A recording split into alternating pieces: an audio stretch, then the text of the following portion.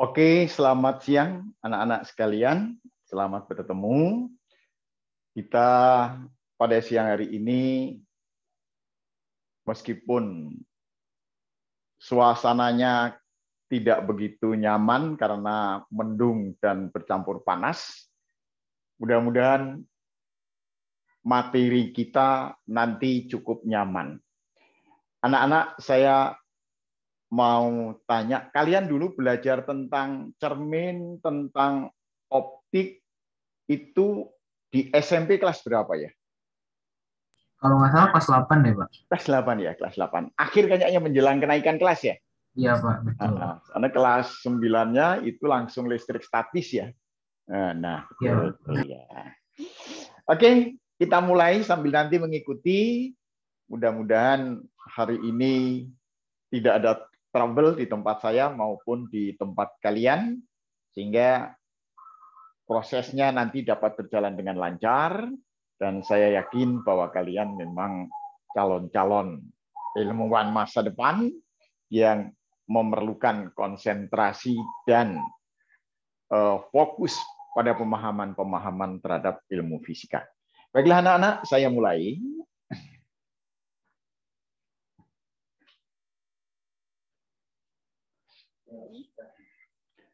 Bahwa di dalam fisika itu ada gelombang. Kemarin gelombang berdasarkan medium rambat, ada gelombang mekanik, ada gelombang elektromagnetik. Nah, yang kita bahas kemarin, gelombang berjalan, gelombang stasioner, itu adalah gelombang mekanik. Gelombang bunyi, gelombang mekanik. Karena baik gelombang berjalan, gelombang stasioner, maupun gelombang bunyi, itu proses di dalam perambatannya memerlukan zat perantara atau medium. Namun demikian ada jenis gelombang lain yang di dalam perambatannya tidak memerlukan medium.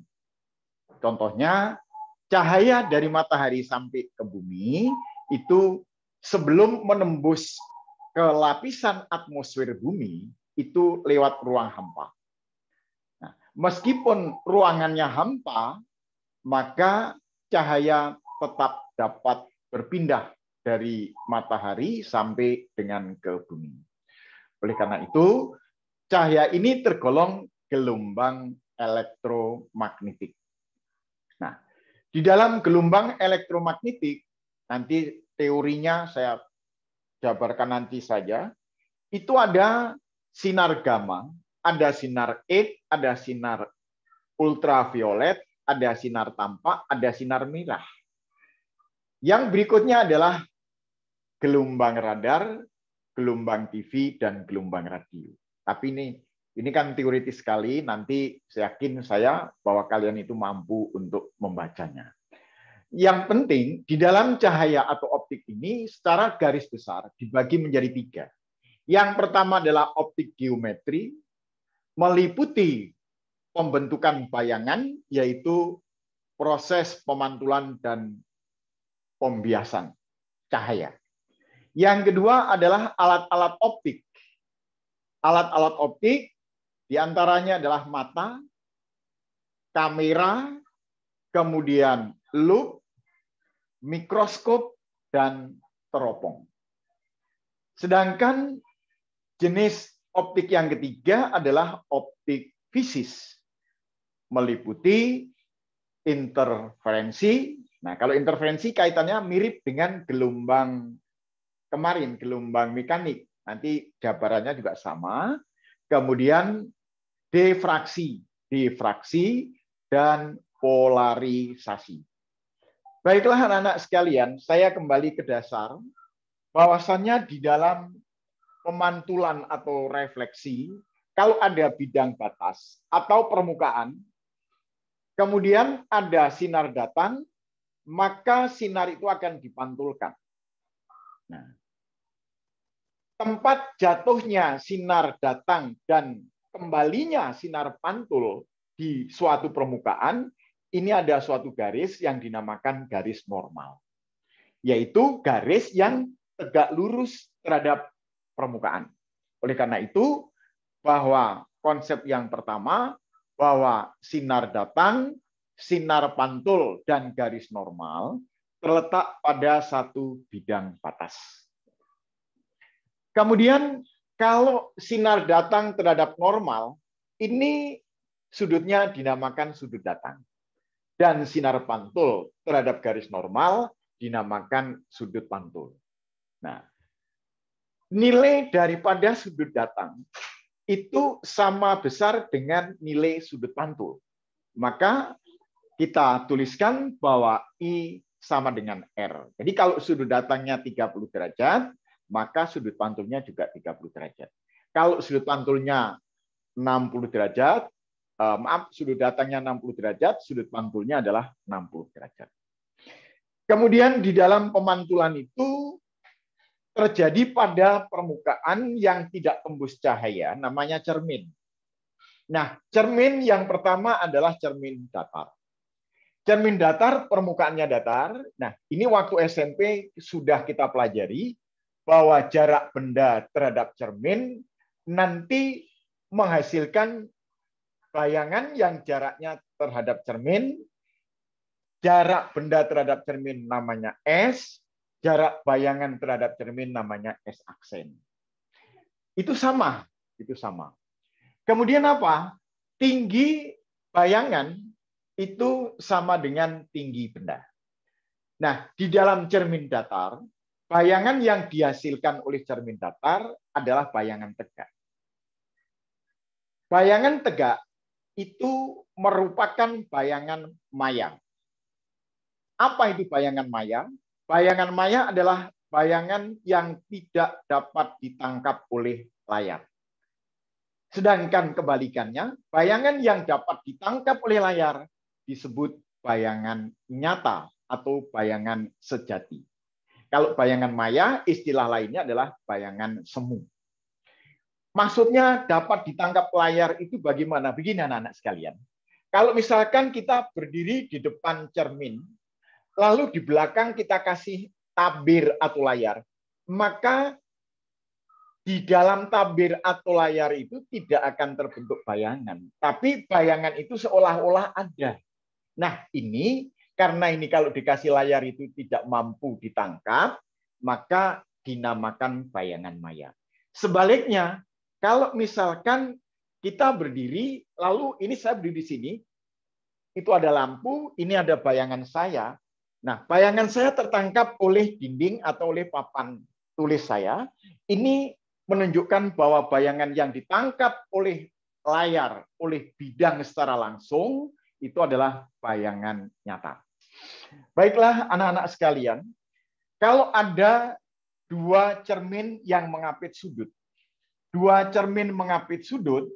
nanti mampu membentuk bayangan yang jumlahnya beberapa. Nah, itu nilainya jumlah bayangan sama dengan 360 derajat dibagi sudut apitnya kurangi 1. Kalau kalian pernah iseng-iseng main ke Museum Iptek di Taman Mini Indonesia Indah, itu di Museum Iptek banyak sekali alat-alat peraga fisika, diantaranya adalah tentang cermin.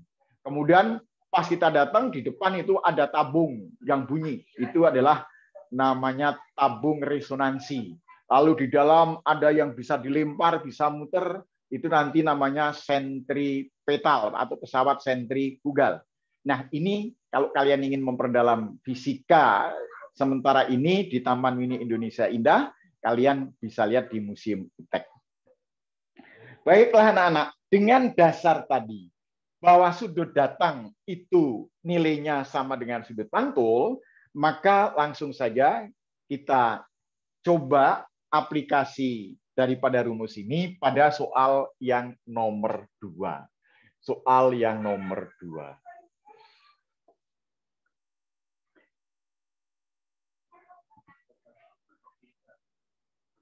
Saya minta Otliva nomor 2 bacakan. Seberkas sinar mengenai suatu sistem optik yang berdiri atas dua cermin datar yang saling tegak lurus. Setelah berkas sinar saling tegak lurus.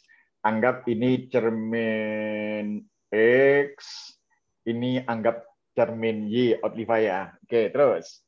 Setelah berkas sinar mengalami pemantulan 2 kali, maka arah berkas sinar. Oke. Ini saya anggap bahwa yang tegak lurus cermin X itu ada normal X tegak lurus. Sinar memasuki atau mengenai cermin X. Mengenai cermin X. Taruhlah ini sudutnya sama dengan alfa. Saya mau tanya Otliva, kalau sudut datangnya alfa dipantulkan berapa, Otliva? Alfa. Alfa. Oke, berarti ini ke sini ada sudut pantul, nilainya adalah alfa. Oke, kita gambar ke sana. Sinar akan mengarah ke sana.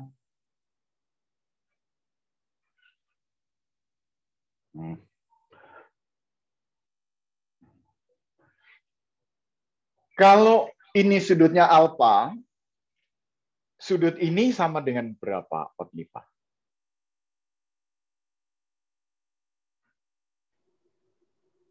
Alfa juga, Pak. Bukan. Ini kan siku-siku, berarti 90 derajat. Maka sudut yang bagian 90. ini 90 derajat dikurangi dengan alfa kan ya? Oke. Ya. Oke. Lalu mengenai cermin yang Y, ini kita buat garis normal. Garis normal.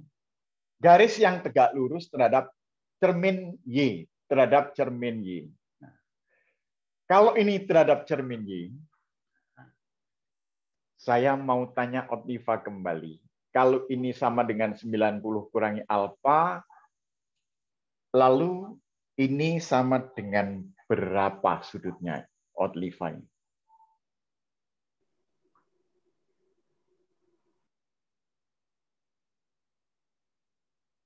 Alfa juga kan ya?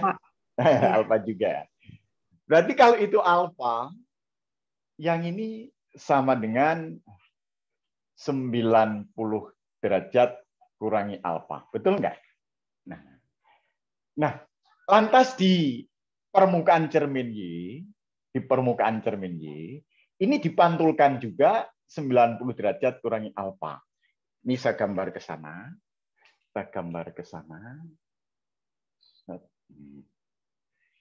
Sekarang saya mau tanya,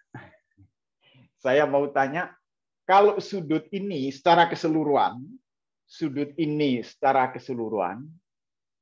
nilainya sama dengan berapa, Otliva?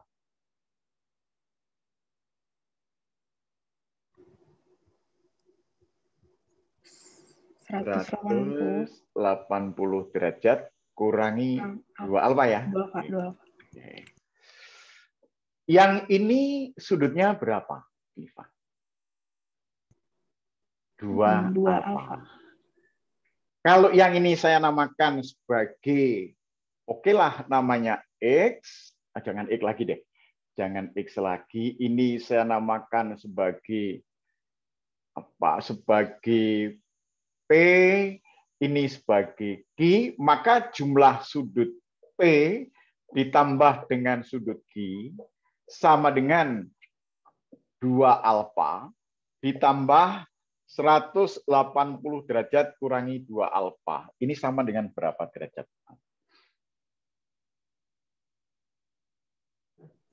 180, Pak. Oke, 180 derajat. Kalau sudut ini berjumlah 90 derajat, garis ini sejajar nggak, Otliva?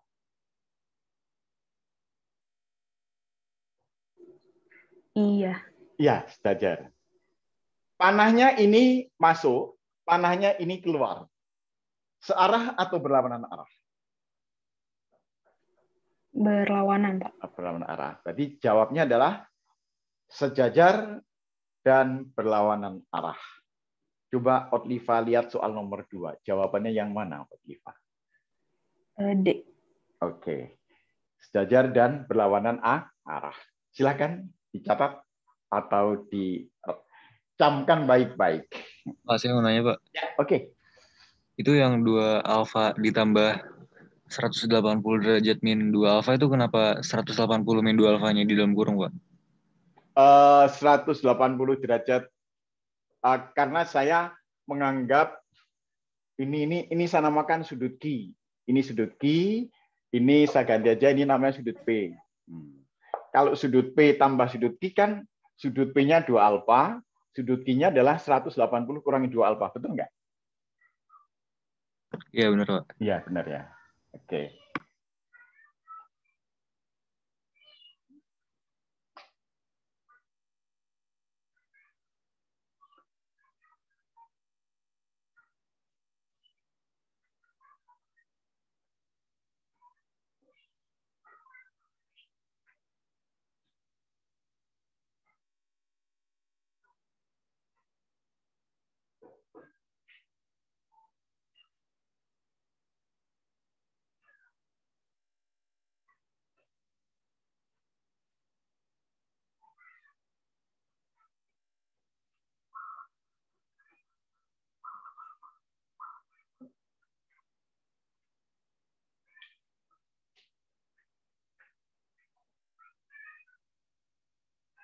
Saya minta tolong Akira bacakan nomor 3, Akira.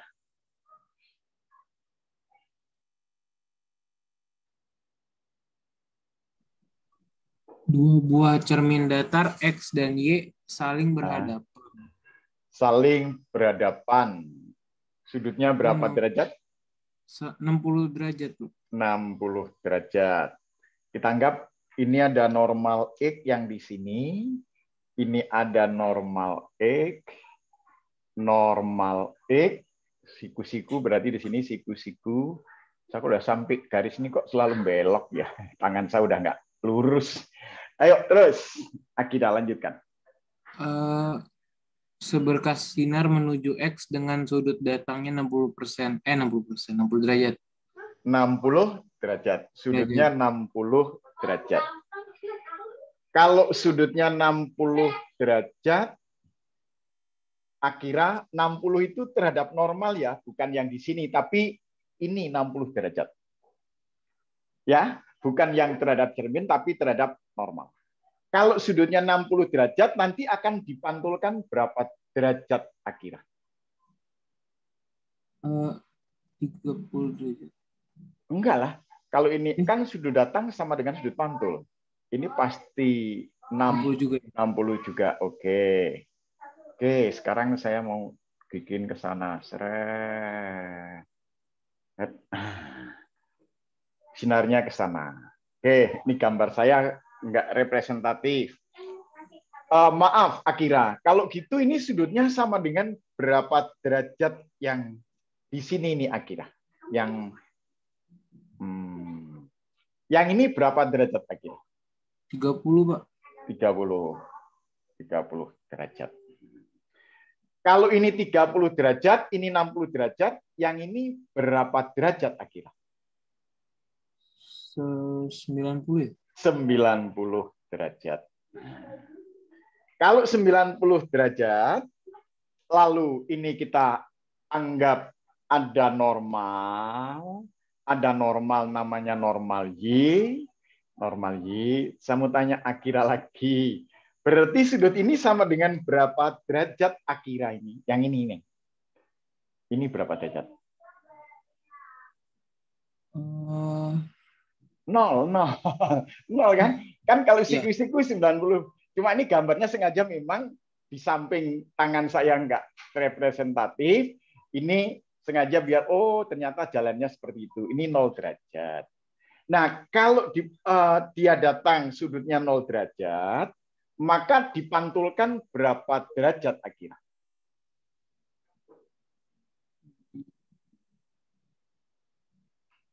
0 juga. 90 juga ya, Pak? Iya kan, sudut datang sama dengan sudut pantul kan? Nah, ini kalau gitu ini nilainya adalah 0 derajat. Maka di situ dikatakan sudut datang sama dengan sudut pantul. Maka kalau dia datangnya pada cermin Y 90 derajat, artinya sinar itu datang tegak lurus terhadap cermin Y. Berarti dia akan dipantulkan lagi. Tegak lurus terhadap cermin, tapi terhadap garis normal adalah 0. Hati-hati.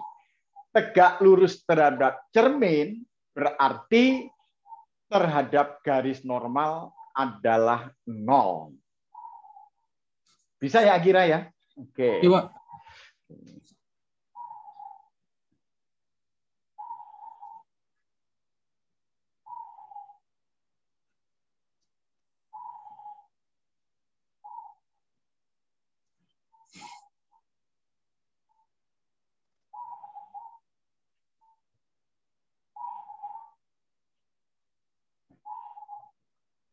Pak, maaf Pak, saya mau nanya.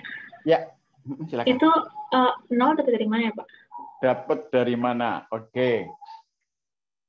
Kalau 90 derajat, tahu 90 derajat? Tahu, Pak.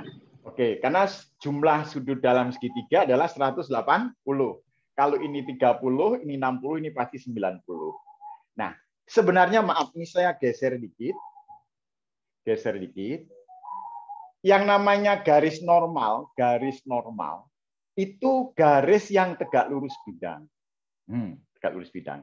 Berarti ini adalah 90 derajat. Nah, karena ini 90 derajat, sebenarnya sinar ini kalau gambarnya benar, itu akan berimpit dengan garis normal. Cuma kan saya katakan, gambarnya ini sudutnya tidak representatif, sehingga saya katakan, oh ini ada sudut, tapi kalau sudah diambil ini 90, berarti ini kan 0 kan, bener nggak? Bener nggak? Iya, Pak. Oke, kan ini itu 90 derajat. Nah, sedangkan ini 90. Oh, kalau gitu ini 0 kan ya? Oh, Ya. iya, Pak. Cuma gambarnya ini kok saya nggak pas gitu loh. Harusnya kan memang tegak lurus harusnya. Oke, bisa? Oh iya, Pak. Ngerti, Pak. Makasih, Pak. Yuk, sama-sama.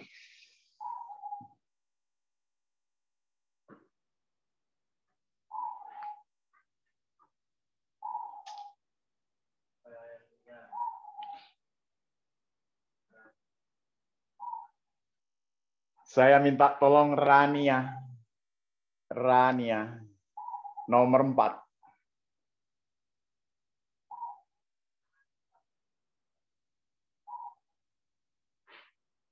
Suaranya? Jadi jawaban nomor 3 0 derajat ya, Pak? 0 derajat, betul. 0 derajat. Makasih, Pak. Oke. Rania. Kayaknya Rania mic-nya lagi rusak deh, Pak. Oke. Devino. Ayo, Devino. Ya, ini berdiri di sebuah sisi dari sebuah cermin datar di titik A.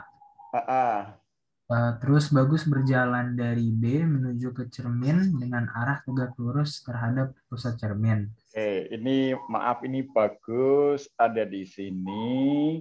Lalu Bagus bergerak ke sana ya, Devino ya. Betul. Oke.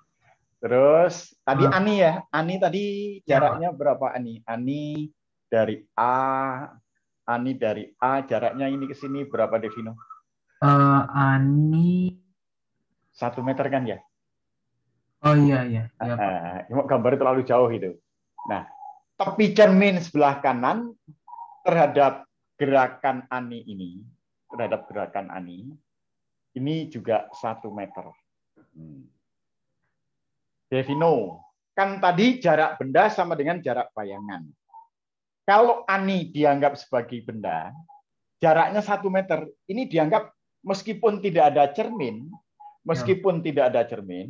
dianggap ini ada perpanjangan cermin ke kanan. Berarti ke sini ada jarak bayangan Ani yang terhadap cermin itu sama dengan 1 meter. Ya, Pak. Ini namanya A aksen.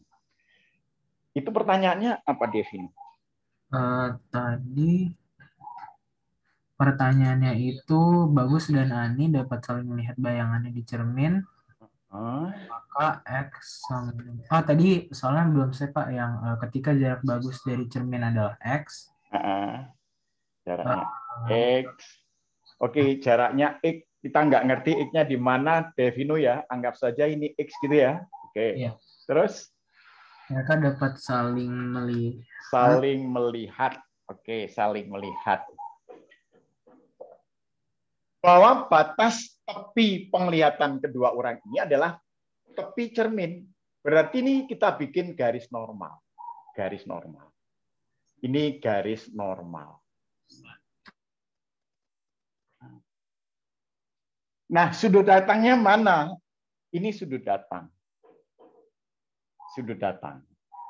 Ingat bahwa sudut pantul sama dengan sudut datang. Berarti ini sudut pantulnya adalah R. Oh, ini akan ke sini. Sret. Sinarnya ke sini.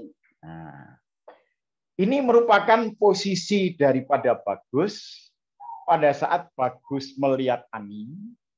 Kemudian Ani juga melihat Bagus. Ini kalau diperpanjang, ada sinar semu seolah-olah ini keluarnya dari bayangan Devi. Seolah-olah dari bayangan. Bayangan siapa? Bayangan Ani. Kemudian si Ani juga melihat seolah-olah ada bayangan yang keluar dari Bagus. Nah, ini adalah posisi Bagus. Bagus, ini Bagus aksen. Saya minta tolong kalau ini saya tarik ke sini, Devino. Ini ke sini berapa meter, Devino? 1 meter ya? 1 meter. Yang namanya pusat cermin itu di mana, Devino? Ini Bagus, tengahnya Bagus. Tengahnya di sini nih kan ya pusat cermin ya. Nah, kalau ini ke sini 1, berarti menurut Bagus bahwa ini ke sini kan separuhnya Bagus. Berapa? Setengah meter ya. Oke, setengah meter. Coba sekarang Bagus lihat aja ke sini. Maaf, Devino lihat sini. Ini ke sini berapa meter, Devino? 1 meter, Pak. 1 meter. Ini ke sini 1 meter juga. Oke, ini segitiga sama apa namanya? Sama kaki ya? Sama kaki. Berarti kalau ini setengah meter, menurut Devino ini sini berapa meter? Setengah meter juga. Setengah meter. Jadi jawabnya adalah setengah meter. Nah, ini kalau yang namanya optik geometri itu memang kita banyak menggambar. Jadi jawabnya adalah setengah meter.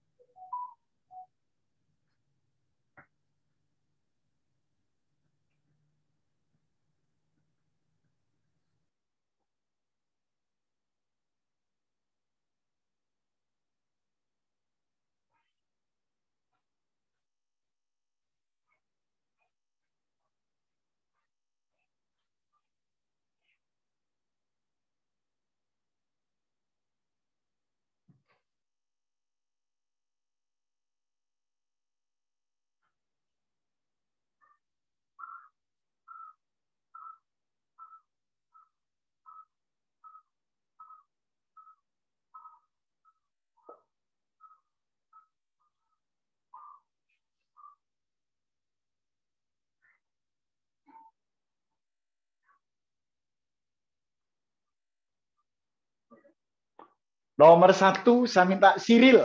Cyril. Nomor 1 Cyril.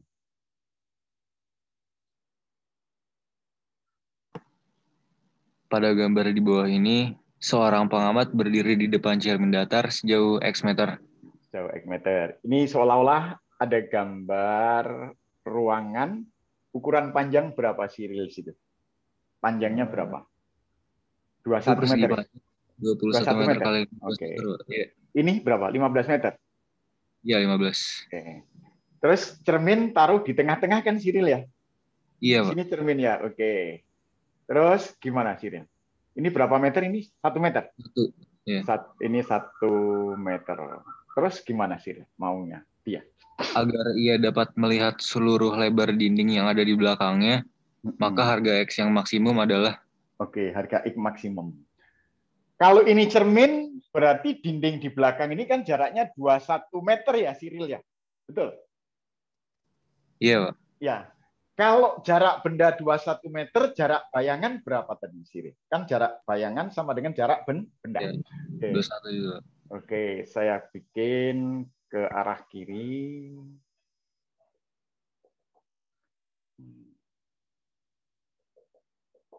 Berarti ini 21 meter. Terus yang di sini nih 15 meter Cyril ya. Oke. Kemudian orang untuk melihat bayangan dinding di belakangnya itu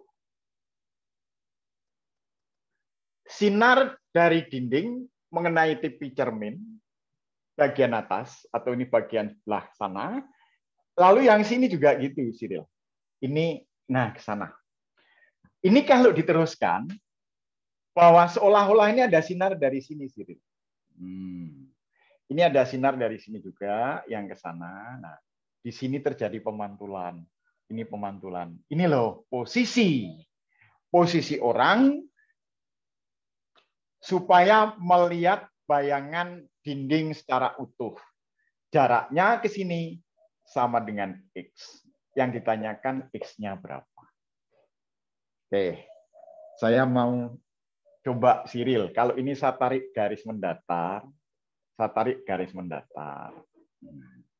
Cyril pernah belajar matematika begini, Cyril. Kalau ada segitiga, ini ada garis, misalkan ini X, ini Y, ini A, yang ke sini adalah B. Masih ingat nggak, Cyril, bahwa A per B itu sama dengan X dibagi Y? Masih ingat nggak? Ingat, Pak. Oke. Sekarang coba Cyril lihat, berarti kalau segitiganya seperti itu,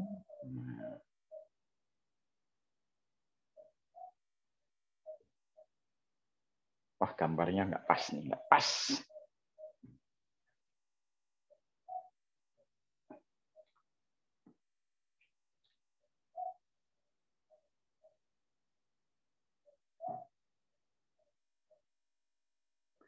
Ini 1 meter, ini 15 meter.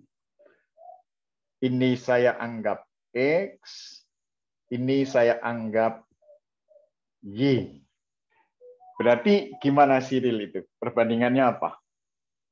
X per Y, X per Y, X per Y sama dengan 1 dibanding 15.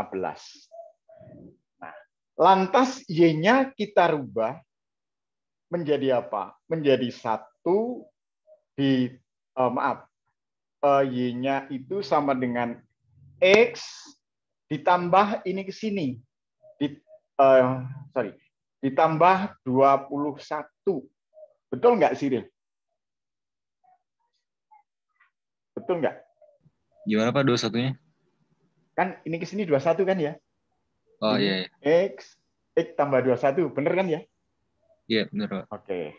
Sama dengan 1 bagi 15. Coba kalikan silang, Cyril. Berapa? 15X sama dengan X tambah 21. 15X kurangi X berapa, Cyril? 14X, Pak. Oke, 14X sama dengan 21.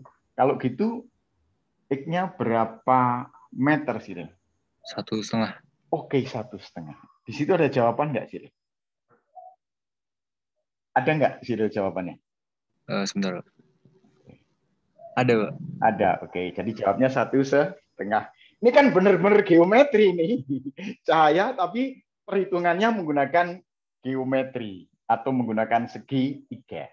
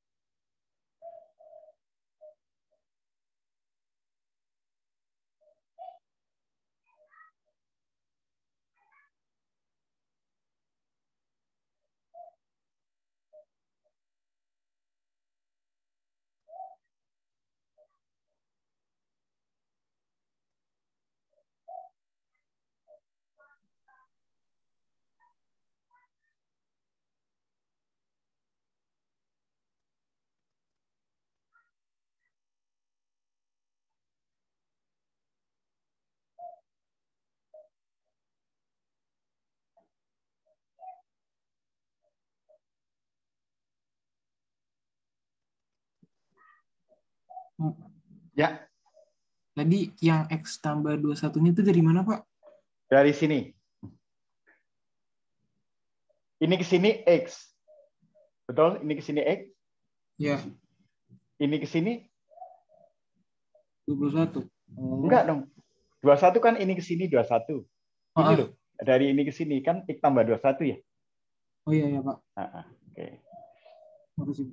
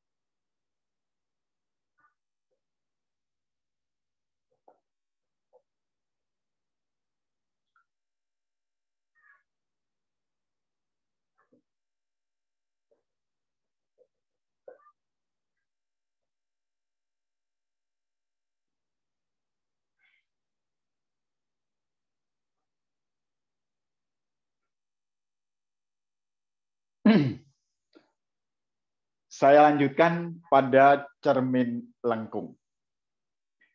Ini ada cermin lengkung. Garis yang melewati pertengahan cermin disebut sebagai sumbu utama. Sebagai sumbu utama. Kemudian sumbu utama yang berpotongan dengan permukaan cermin, ini namanya vertek. Namanya vertek. Jari-jari kelengkungan adalah R. Separuh jari-jari namanya fokus. Berarti ini M sama dengan 2 fokus. Di dalam pembentukan bayangan yang pertama, bahwa sinar yang sejajar sumbu utama. Sinar yang sejajar sumbu utama. Berarti gambarnya ke sana, sinar yang sejajar sumbu utama akan dipantulkan menuju titik fokus. Menuju titik fokus. Gambarnya menuju titik fokus.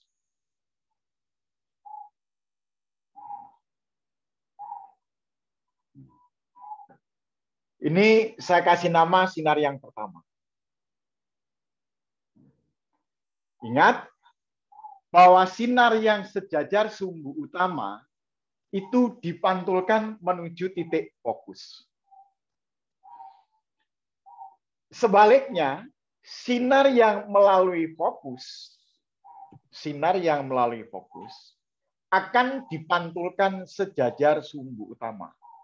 Akan dipantulkan sejajar sumbu utama. Ini saya kasih nama, namanya sinar kedua. Sinar kedua, sinar yang melalui fokus dipantulkan sejajar sumbu utama. Kemudian yang ketiga, bahwa sinar yang melalui pusat cermin, akan dipantulkan kembali ke pusat cermin itu sendiri. Sinar yang melalui pusat cermin akan dipantulkan melalui pusat cermin itu lagi. Di dalam pembentukan bayangan, yang diperlukan dari 3 sinar utama ini hanya 2. Dalam pembentukan bayangan, yang diperlukan untuk menggambarkan pembentukan bayangan hanya diperlukan 2 dari sifat sinar utama. Oke, Itu yang pertama. Yang kedua, saya gambar ulang bahwa ini adalah fokus. Ini pusat cermin, M sama dengan 2 fokus. Lalu ruang yang antara vertex dengan fokus, ini disebut ruang nomor 1. Ini disebut ruang nomor 1. Kemudian ruang antara fokus dengan pusat cermin, ini dinamakan ruang 2. Dinamakan ruang 2. Kemudian setelah pusat cermin, nah, ke depan ini namanya ruang 3. Ruang 3. Nah, kemudian di belakang kelengkungan ini disebut ruang 4. Disebut ruang 4. Nah, syarat pembentukan bayangan, syarat pembentukan bayangan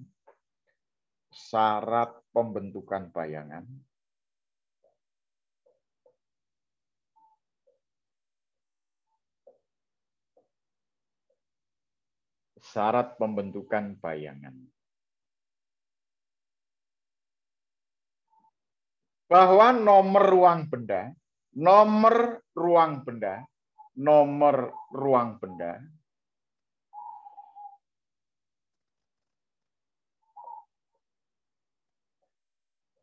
ditambah nomor ruang bayangan. Nomor ruang bayangan. Bayangan harus sama dengan 5. Harus sama dengan 5. Nomor ruang benda ditambah nomor ruang bayangan harus sama dengan 5. Oke, sekarang saya tuliskan di sini nomor benda ditambah nomor bayangan sama dengan 5. Oke. Anak-anak, kalau jumlahnya harus 5, benda di ruang 1, bayangan ruang berapa? 4, Pak. 4, oke. Kalau benda ruang 2, bayangan ruang berapa? Supaya 5. 3 ya? Pak. 3, oke. Kalau benda ruang 3, bayangan ruang 1. Kalau benda ruang 4, ini 3, ini ruang 2. Kalau benda ruang 4, bayangan harus ruang 1. Oke, saya mau tanya, kalau dari 1 ke 4 itu makin besar atau makin kecil? Makin besar, Pak. Makin besar. Ini namanya diperbesar.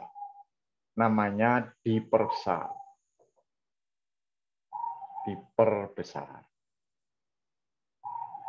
Kemudian 2 ke 3 ini juga makin besar. Berarti ini diperbesar. 3 ke 2 angkanya makin kecil. Ini diperkecil. 4 ke 1 juga angkanya makin kecil. Ini diperkecil. Oke, anak-anak sekalian. Kalau kita menghitung 1, 2, 3, 4. 1, 2, 3, 4. Pada saat menghitung 1, supaya jumlahnya 5, itu harus berpasangan dengan 4. Gimana? 1 ke 4 itu angkanya berurutan atau angkanya loncat? Loncat, Pak. Loncat. Nah, kalau loncat, pasti maya. Tapi kalau 2 ke 3 ini diperbesar. Kalau diperbesar pasti dan urut ini pasti nyata.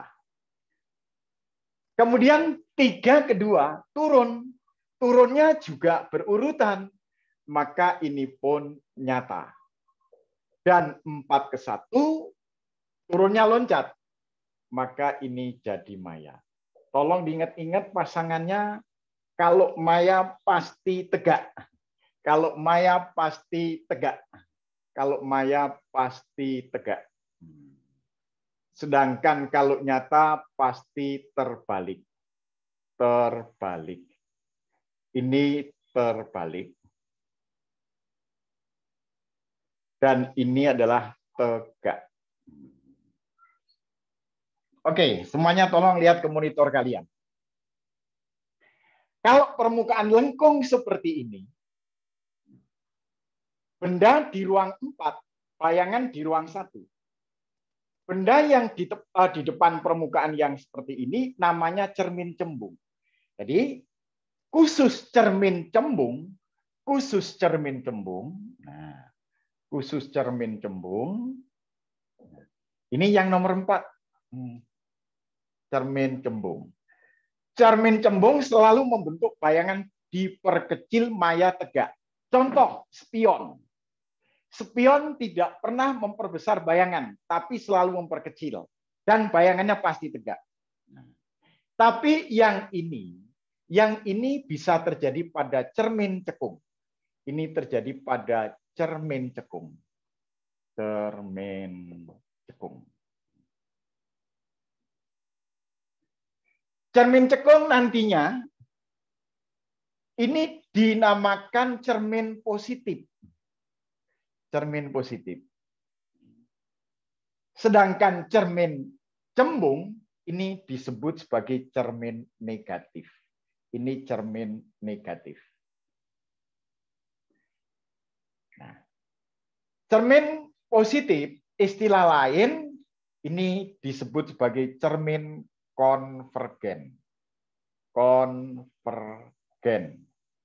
Dan negatif ini adalah divergen. Divergen. Nah, sekarang di SMP rumus-rumus sudah kalian dapatkan. Yang pertama, bahwa fokus sama dengan jari-jari bagi 2. Nanti fokus sama dengan jari-jari bagi 2. Fokus jari-jari bagi 2. Yang kedua, seperfokus. Sama dengan seper S ditambah seper S aksen. Yang ketiga, perbesaran bayangan. Sama dengan S aksen per S atau sama dengan tinggi bayangan per tinggi benda. Dalam perhitungan, kalau nanti didapatkan perbesaran nilainya positif, berarti bayangan ini adalah nyata. Bayangan nyata. Tapi kalau ketemu M-nya negatif, bayangan ini adalah maya. Kembali lagi, bahwa kalau nyata pasti terbalik, kalau maya tegak. Berarti ini nyata terbalik. Ini tegak. Silakan ditulis.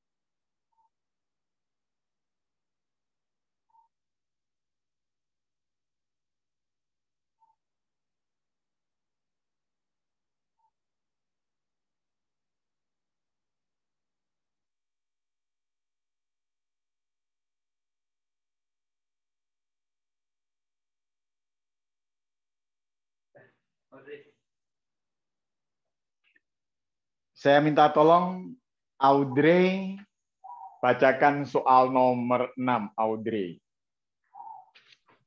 Iya, Pak. Ya, nomor 6. Sebuah benda diletakkan di depan cermin cekung yang mempunyai jarak fokus 15 cm. Awas. Cermin cekung 15 cm, berarti ini positif, Audrey. Terus? Agar bayangan yang terbentuk 3 kali lebih besar dan nyata, tentukan pada jarak berapa benda harus diletakkan di depan cermin. Bayangannya 3 kali di situ maya atau nyata?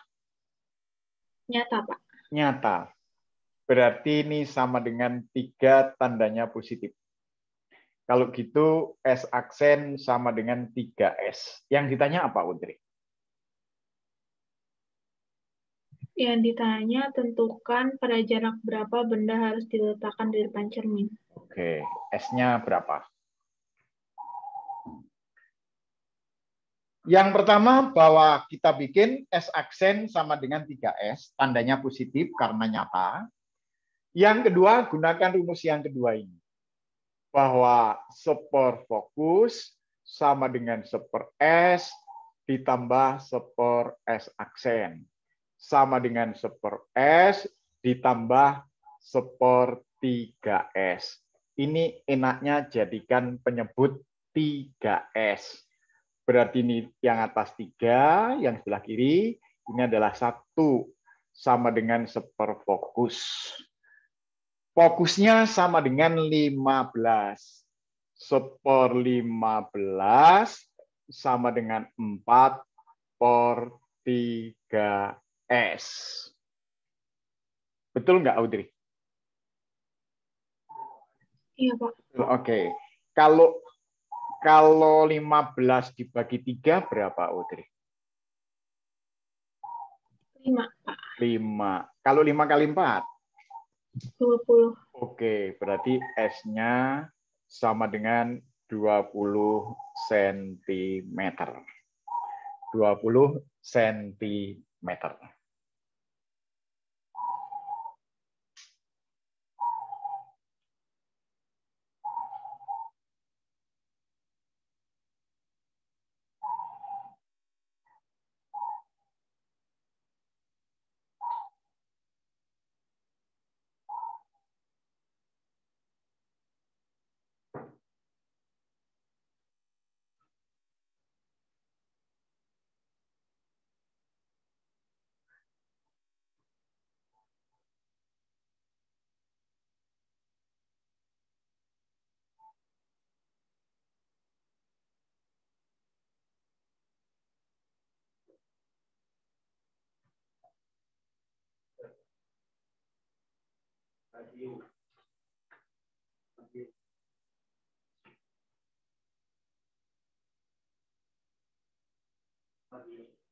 Saya minta tolong nomor 7, Fabio. Fabio, nomor 7 bacakan, Fabio. Maaf, saya Pak. Ya, Fabio, nomor 7. Baik, sebuah cermin cekung digunakan untuk membentuk bayangan filamen lampu mobil pada layar yang berjarak 5 meter dari cermin. S-nya 5 meter. Kalau bayangan itu simbolnya pakai aksen kan, Fabio ya? Iya, Pak. Oke, terus. Jika tinggi filamen 5 mm dan bayangan yang terbentuk tingginya 50 cm, 5 mm, lalu tinggi bayangannya adalah 5 cm ya, Fabio ya? Betul? Iya, Bu. Oke, ini saya bikin aja, jadikan mili aja deh, 50 nggak apa-apa. Terus apa, Fabio? Maka, oh, ini sorry. Ini 50 cm. Ya, 50 cm. Iya, di soal 50 cm, Pak. Oke, ini 500. Tinggi bayangannya. Terus apa? Maka jari-jari kelengkungan cermin tersebut adalah jari-jari kelengkungan kan 2 fokus sama dengan berapa? Oke. Yang pertama dari perbesaran. Sama dengan S aksen per S sama dengan H aksen per H. Kalau gitu S aksen per S sama dengan H aksennya adalah 500 dibagi H sama dengan 5. Ini hasilnya sama dengan 100. Kalau saya tulis S aksen sama dengan 100 S, boleh nggak, Fabio? Boleh, Pak. Boleh, oke. Sekarang saya mau masuk ke sini, Fabio. Seperfokus sama dengan seper S ditambah seper S aksen. Berarti bahwa seperfokus sama dengan, ini dirubah seper S ditambah seper 100 S. Jadikan per 100 S. 100 S. Berarti ini 100 tambah 1. 100 tambah 1. Itu sama dengan seperfokus. Seperfokus. Nah, seperfokus. Tapi yang ditanya adalah, maaf. Ini dari sini udah ketemu kok, sebentar. S aksennya Fabio, masukkan 5 meter, Fabio. 5 meter. Ini S aksennya adalah 5 meter. Ini kita rubah menjadi 500 cm biar angkanya nggak pecah, sama dengan 100 S. Maka S-nya sama dengan 5 cm. Kalau S-nya 5 cm, maka S aksennya sudah ada, masuk ke sini. Bahwa seperfokus sama dengan seper S ditambah seper S aksen sama dengan seper S-nya. Ini jadikan senti menjadi 500. Nah, ini seper 500 ditambah seper 5. Saya mau tanya Fabio, kalau seper 500 dengan seperlima jadikan per berapa, Fabio? Berapa, Fabio? 500 dengan 500 ya, Pak? Oke, 500. 500. Berarti yang atas kan 100 tambah 1. 101 ya? Oke, ini seperfokus. Kalau gitu fokusnya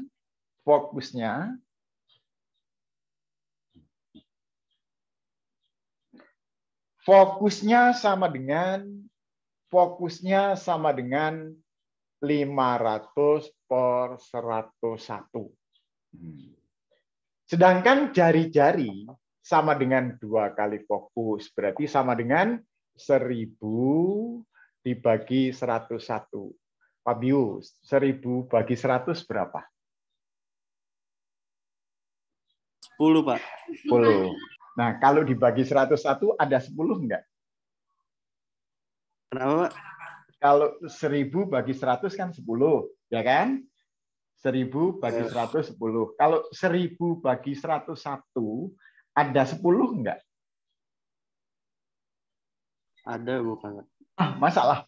1000 bagi 100, 10. Nah, kalau 1000 bagi 101, kurang dari 10 atau lebih dari 10?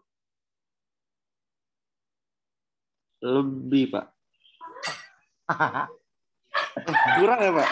Ya kurang lah. 1000 bagi 10. Berarti ini kan ketumnya bagi 100, ketumnya 10. Kalau ini 1000 bagi 101 kan kurang. Kurang kan? Kan makin fokus, Pak. Lagi di luar, Pak. 9,9. Oke. Ini 9,9 cm.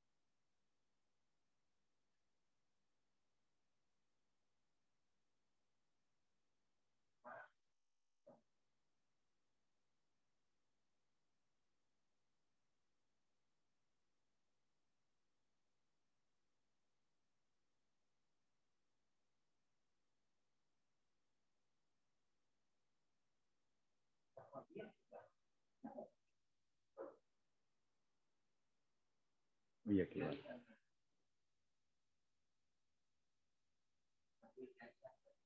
Mungkin.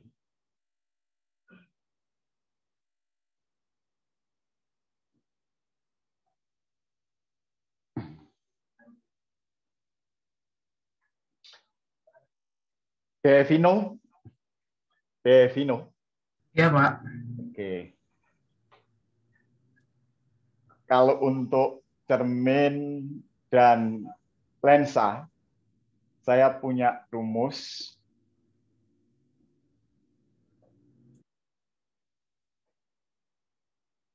Gini, Devino. Kan M sama dengan S aksen per S. Saya bikin S aksen per S sama dengan fokus bagi jarak benda kurangi fokus. Atau ini tetap pakai M dulu. Ini masih pakai M dulu aja. Ini pakai M. Coba saya minta Devino lihat soal nomor 6. Soal nomor 6. Nomor 6 perbesarannya berapa kali, Devino? Perbesarannya 3 kali, Pak. 3 kali. Oke, saya masukkan ke sini, Devino. Ini 3. Fokusnya berapa, Devino? 15 cm, Pak. 15. Ini saya bikin S kurangi 15. Kalau 15 dibagi 3 berapa, Devino? 5, Pak. 15 tambah 5 berapa, Devino? 20.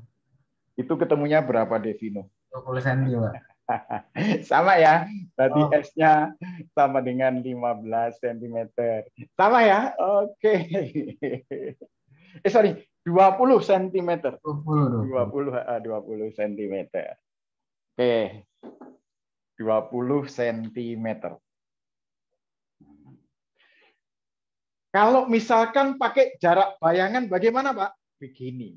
Kalau pakai jarak bayangan dibalik aja deh, Bung. Ini S aksen kurangi fokus bagi fokus. Ini kalau pakai jarak bayangan. Kalau pakai jarak bayangan. Set. Coba lihat lagi, Devino. Ini saya bikin menjadi H aksen per H. Ini sama dengan fokus bagi, sama dengan jarak bayangan bagi fokus. Jarak bayangan kurangi fokus bagi fokus. Ini S aksen kurangi fokus bagi fokus. Saya mau tanya Devino, tadi soal nomor 7, H aksennya kan 500, Devino ya? Betul ya? Iya, Pak. Oke, hanya berapa, Devino? Hanya adalah 5 ya? Ya, 5. Oke. Berarti ini sama dengan S aksennya itu 5. Enaknya dibikin satuan sama atau enggak, Devino? Enaknya. Enggak dibikin sama juga enggak apa-apa, karena ini milih, udah hilang gitu loh kan. Ya kan ya? Oke. Berarti ini saya masukkan sama dengan S aksennya itu 500 kurangi fokus dibagi fokus. Kalau gitu 500 bagi 5 berapa, Devino? 100, Pak. 100. Oke. 100 kali F berapa, Devino? 100 F. Oke, 100 F. 100 F sama dengan 500 min F. Saya balik ke kiri, jadi berapa? 101 F sama dengan 500. Berarti fokusnya sama dengan 500 per 101. Kalau gitu jari-jarinya kan 2 fokus. Kalau 2 fokus berarti 1000 per 101. Sama enggak dengan yang tadi, Devino? Oh ya, sama, Pak. Nah, oke ya. Tolong ya, ini buku-buku enggak ada tulisan SM S aksen kurangi fokus per fokus dan fokus bagi S min fokus enggak ada. Oke, silahkan ya, tulis.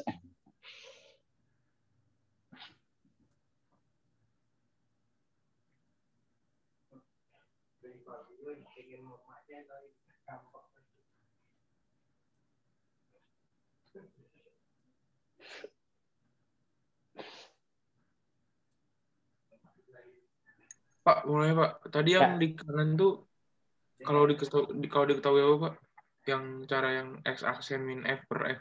Oke, kalau yang diketahui jarak benda atau diketahui fokus pakai yang ini ya. Ya, Pak. Tapi kalau yang diketahui jarak bayangan berarti pakai yang ini. Oke? Oke, Pak. Oke.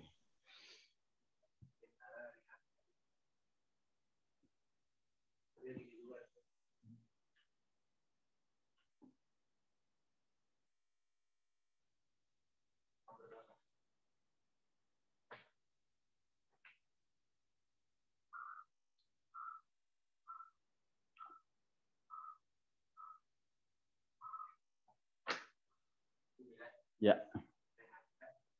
Rehandra nomor 9 sudah bisa bergabung. Coba. Oke, tolong bacakan Rehandra nomor 9. Nomor 9, sebuah cermin cembung, jarak fokusnya 8 cm. Tolong, kalau cermin cembung 8 cm tandanya minus, kalau cekung plus. Ya. Terus apa? Kemudian jika jarak bayangan ke cermin 6, maka jarak bayangan 6 apa? 6 meter? 6 cm, Pak. Dua-duanya cm. Oke, terus pertanyaannya? Jarak benda ke cermin. Jarak benda ke cermin berapa?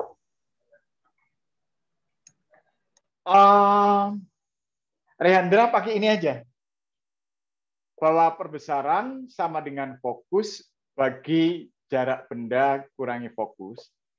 Ini M-nya saya rubah menjadi S aksen per S. S aksen per S.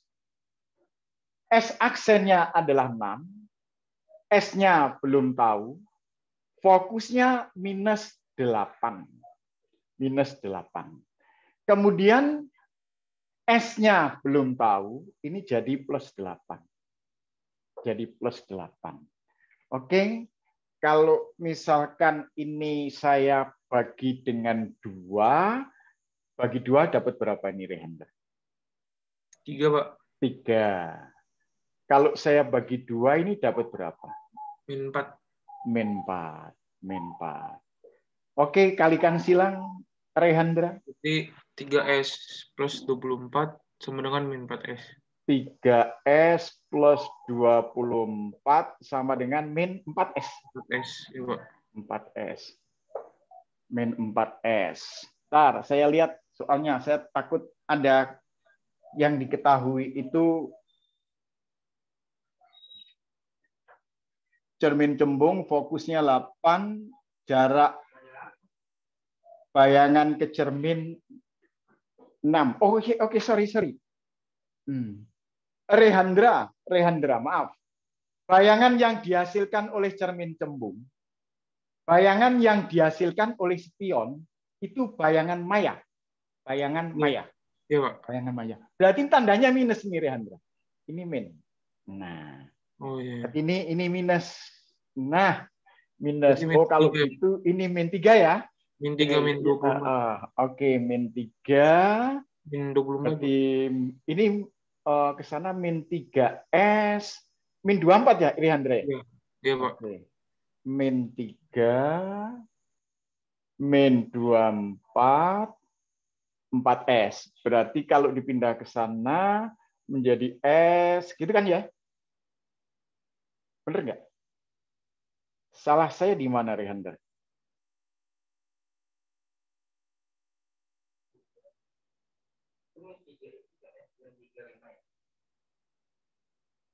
Di mana salah saya, Rehandra? Tapi di sini ada kok, Pak, S-nya 24. Ada ya? Oh, oke. S-nya 24 cm.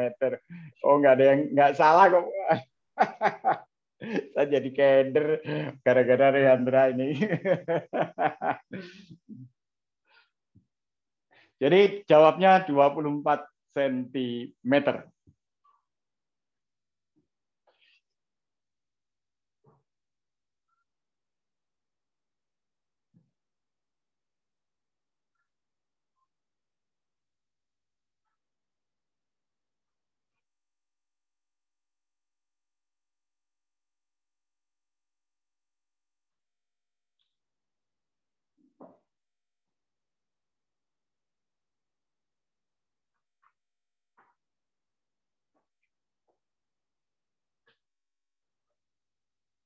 Nomor 10. Otliva lagi. Nomor 10, Otliva. Sebuah benda yang tingginya 10 cm Tingginya 10 cm, terus diletakkan pada jarak 50 cm di muka sebuah cermin cembung. jaraknya berapa cm, Otliva? 50 cm, Pak. 50 cm, cermin cembung. Terus? Yang jari-jari lengkungannya 25 cm. 25 cm. Kalau cembung kan minus ya, Otliva ya? Berarti fokusnya ini min 12,5 cm. Terus apa pertanyaannya? Tentukan tinggi bayangan yang terjadi. Oke, tinggi bayangannya berapa? Pakai yang ini, cuma M-nya diganti H aksen per H. Ganti bahwa H aksen per H sama dengan fokus bagi jarak benda kurangi fokus. Oke, tinggi bayangan belum tahu. Tinggi benda adalah 10 cm. Fokusnya 12,5. 12,5. Ingat, ini minus. Terus S-nya adalah 50. Min dengan min jadi plus. 12,5. Otliva, 50 tambah 12,5 itu berapa? 62,5, Pak. 62,5 dibagi 12,5.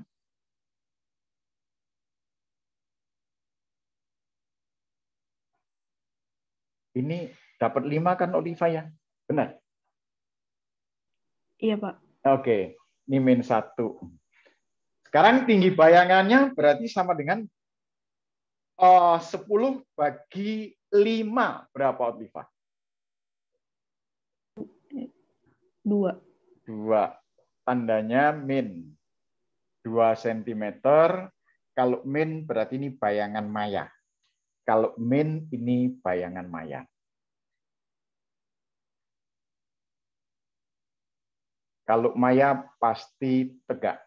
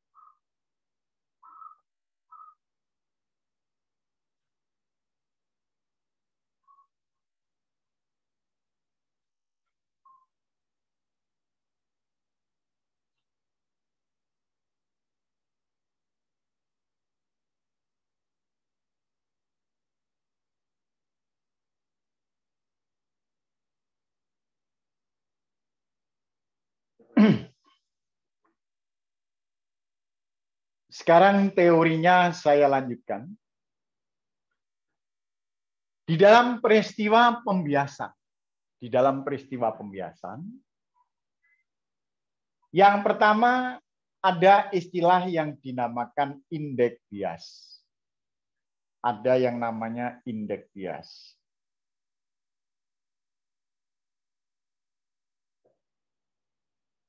Indeks bias.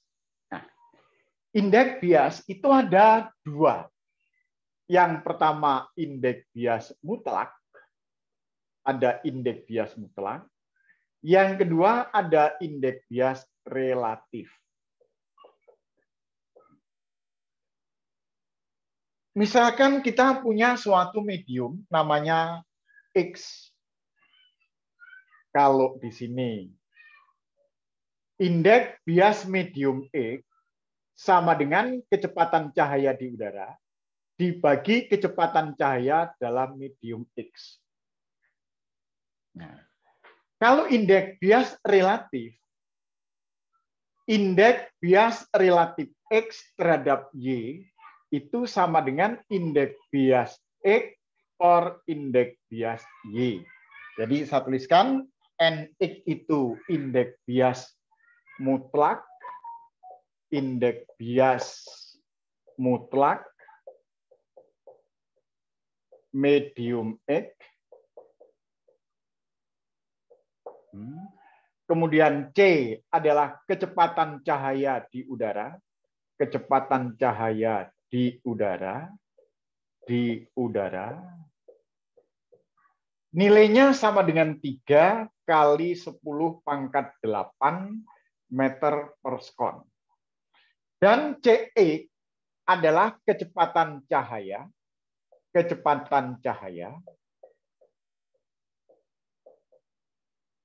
dalam medium X.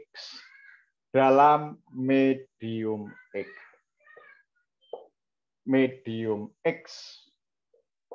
Sedangkan NXY dibaca indeks bias relatif medium X terhadap medium Y.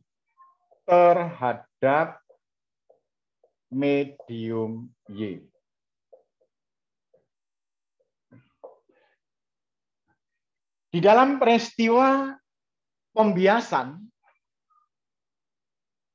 faktor yang tidak mengalami perubahan adalah frekuensi. Di dalam pembiasan,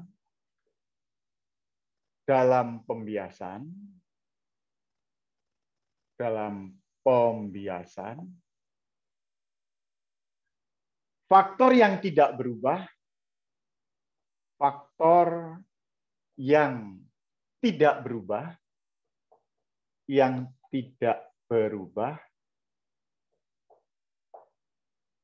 adalah frekuensi. Sedangkan kecepatan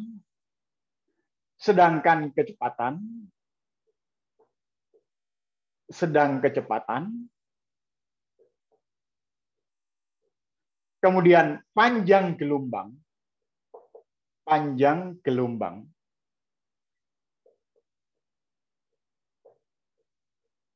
kemudian arah ini bisa mengalami perubahan. Ini berubah. Nah, kalau misalkan ada bidang batas, ini mediumnya adalah N1, ini N2. Bisa bikin indeks biasnya N1, ini N2. Lalu garis yang tegak lurus permukaan atau permukaan bidang batas, ini adalah garis normal.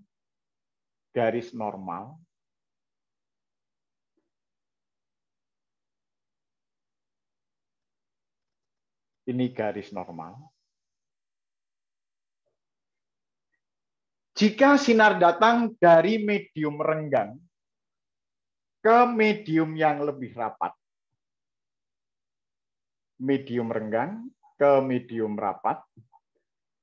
dia akan dibiaskan mendekati garis normal. Ini dikatakan bahwa N1 lebih kecil daripada N2. Sebaliknya, kalau sinar datang dari medium rapat,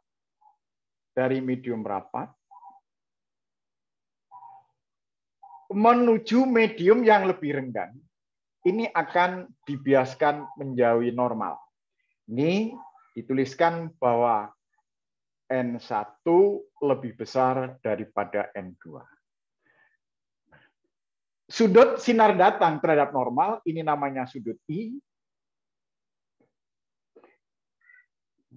Sedangkan sudut sinar bias terhadap normal namanya sudut R. menurut hukum Snellius,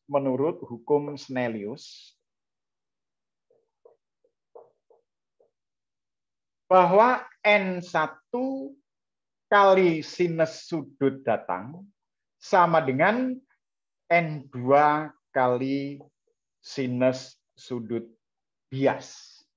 N1 kali sinus sudut datang sama dengan N2 kali sinus sudut bias. Nah, I namanya sudut datang. I adalah sudut datang. Dan R adalah sudut bias. Sudut bias.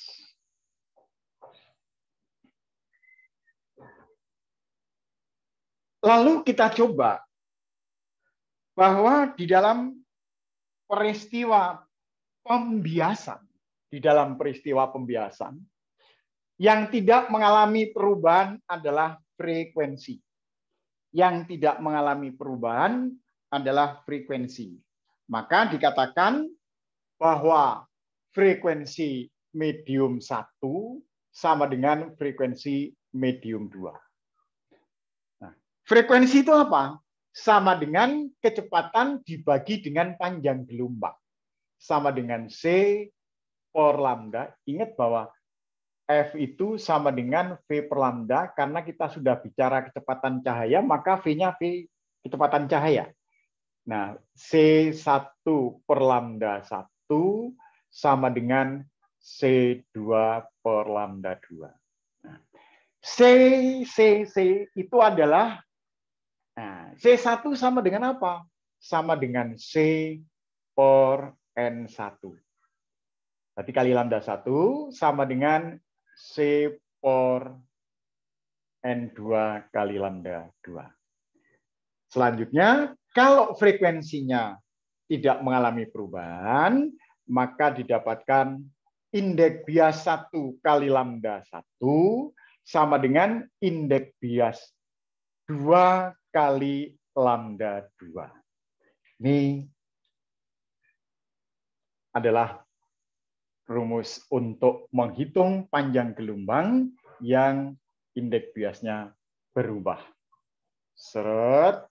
Nah, akibatnya seperti ini.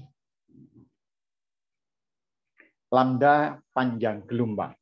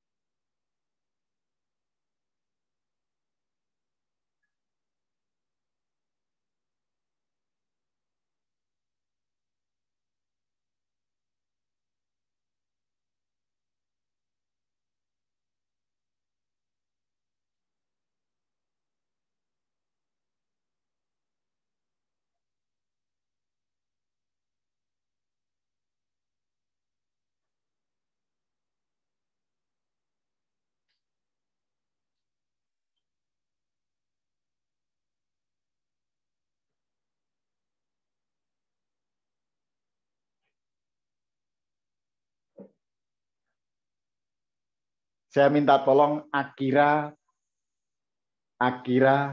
tolong bacakan nomor 12.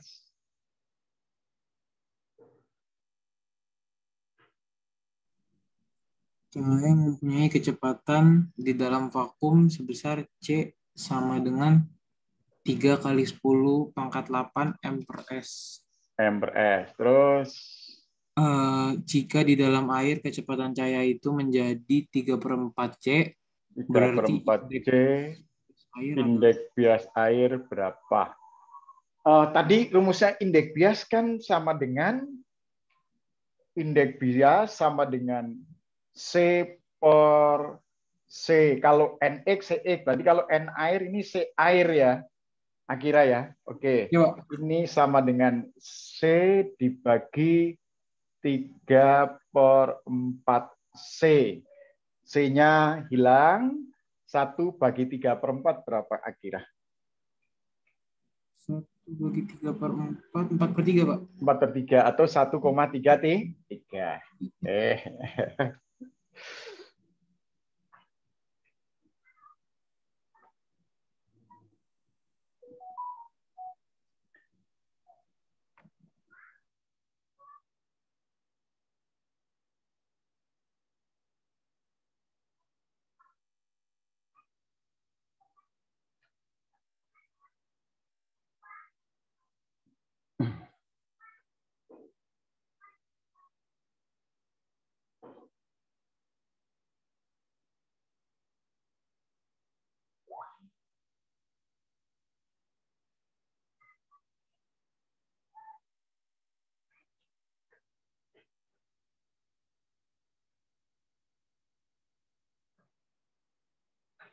Berikutnya, Rehandra, Mas, udah. Audrey sudah bisa bergabung belum, Audrey? Siapa? Ayo, Audrey, coba nomor 13, Audrey. 13, Audrey. Jika indeks bias air sama dengan 4/3. 4/3, terus? Indeks bias intan sama dengan 5/2. 5/2, terus? Indeks bias air relatif terhadap intan adalah? Oke. Audrey, kalau air terhadap intan nulisnya AI ya. Kalau intan terhadap air nulisnya IA. Oke, sama dengan berapa? Nah, kalau ditanyakan indeks bias air terhadap intan, berarti ini kan sama dengan indeks bias air dibagi indeks bias intan. Berarti sama dengan 4/3 dibagi berapa, Audrey? Dibagi 5/2. Oke, kalau saya kalikan 2/5 ini boleh nggak, Audrey? Iya, boleh, Pak. Boleh, berarti sama dengan 8/15. 8/15.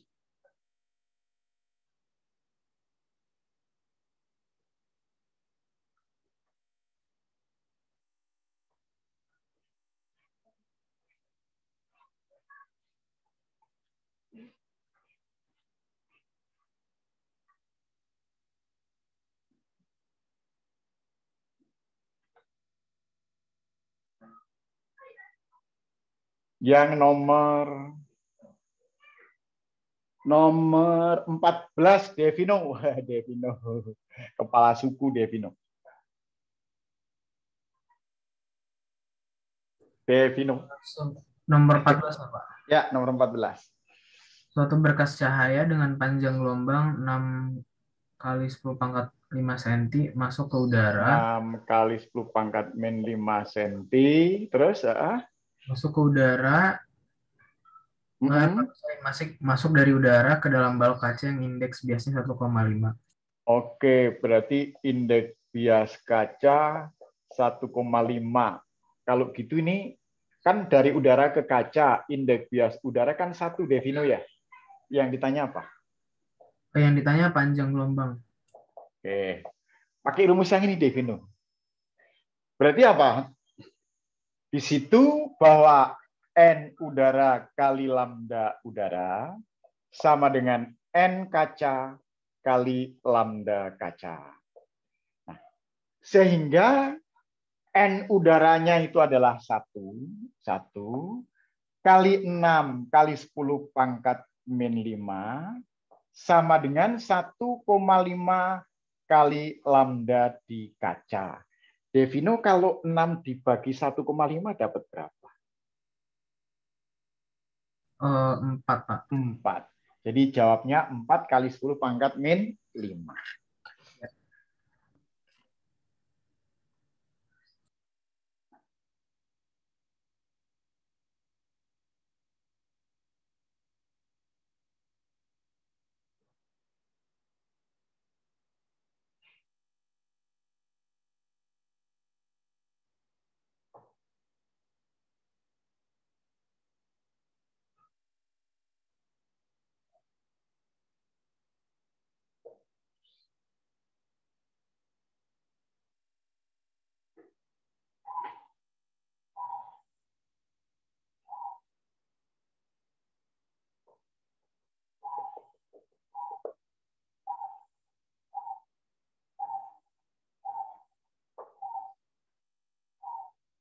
Selanjutnya, pembiasan pada lensa tebal.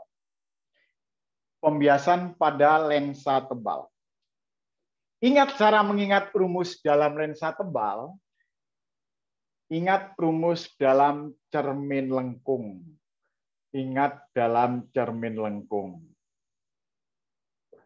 Kalau dalam cermin lengkung, bahwa spor S ditambah spor S aksen sama dengan S aksen sama dengan seperfokus.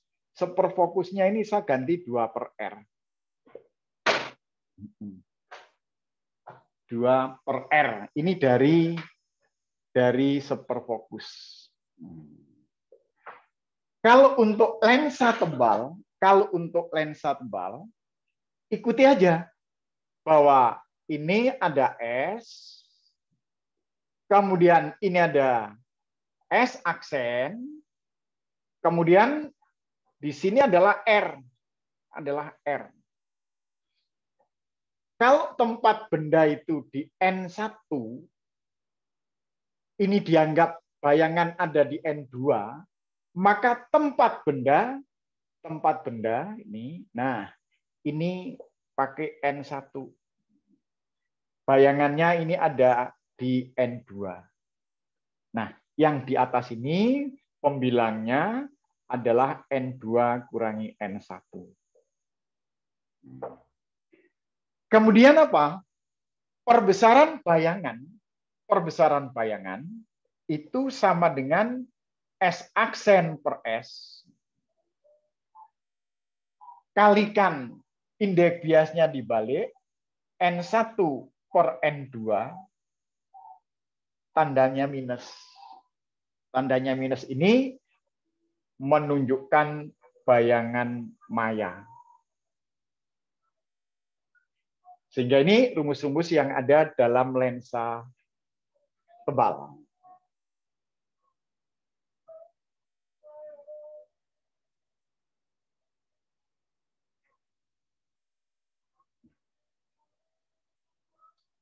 Nanti kalau R-nya positif, itu kalau ada kata konveks.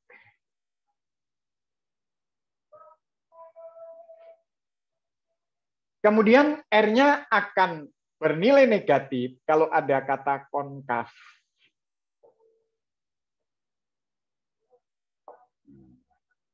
Kalau R-nya tak terhingga, ini kalau ada kata plan. Plan itu datar. Jadi kalau permukaan datar, jari-jarinya tak terhingga. Kalau konveks, jari-jarinya positif. Kalau konkav, jari-jarinya negatif. Nah, untuk memudahkan, saya tulis N1 itu indeks bias tempat benda.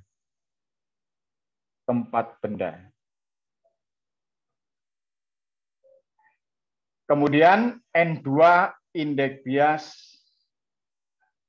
tempat bayangan.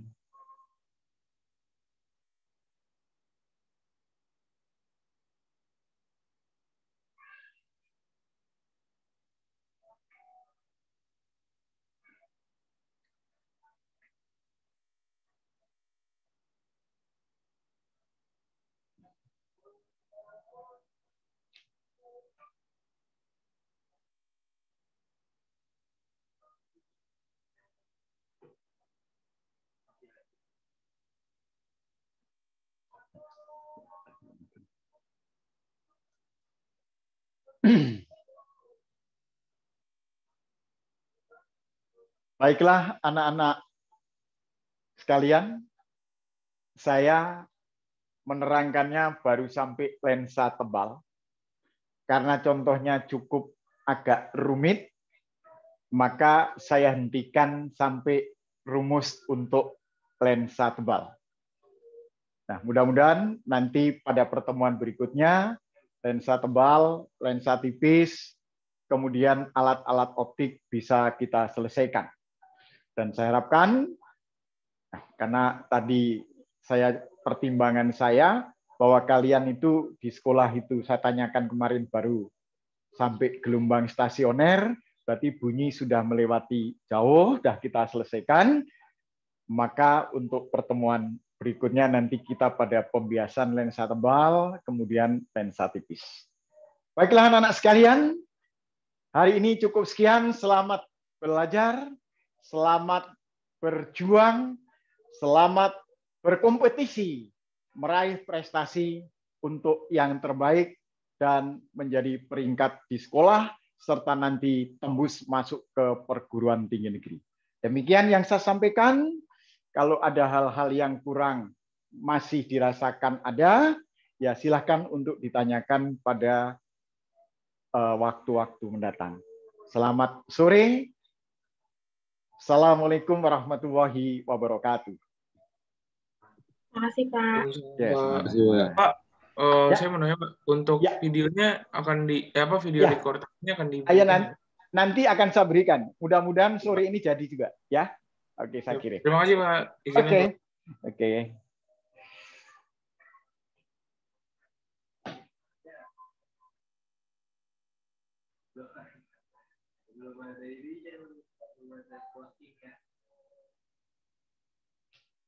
Enggak apa-apa. Kan udah di sana tadi.